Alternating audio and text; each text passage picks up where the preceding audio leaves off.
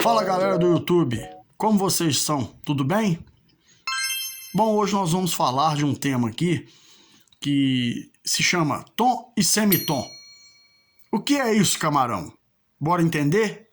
Vamos lá. A distância entre as notas, gente, elas são demarcadas como medida e elas recebem essa nomenclatura de tom e semitom. Por que temos duas nomenclaturas? A menor distância entre uma nota e outra, pode ser qualquer uma, tá, pessoal? Vai ser chamado de semitom. Essa nota, qual que é a nota mais próxima ascendentemente? Aqui.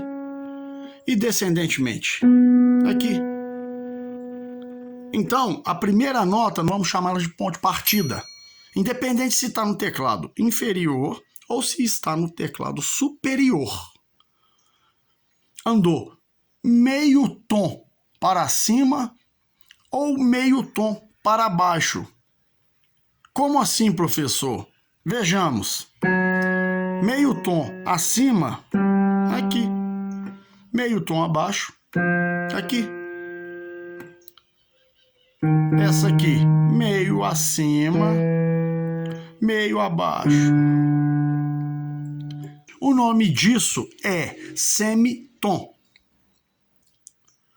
O tom, o que acontece? Um tom, ele equivale a 2 semitons. Vamos entender isso aí. Se um tom equivale a 2 semitons, eu vou ter o quê? Meio tom mais meio tom. Meio com meio, 1. Tá certo? Se um tom é a soma de 2 semitons, como é que eu entendo isso no teclado? Acrescentando mais meio tom acima ou mais meio tom abaixo. Exemplo.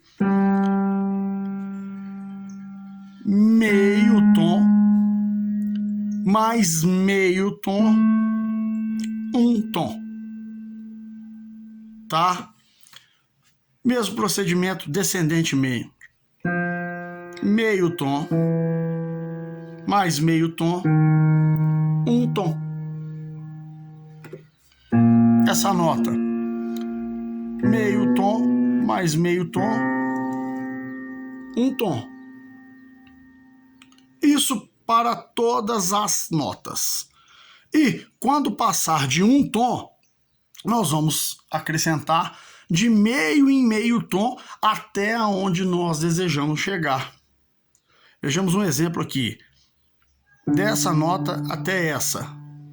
Quanto que eu vou ter, matematicamente pensando?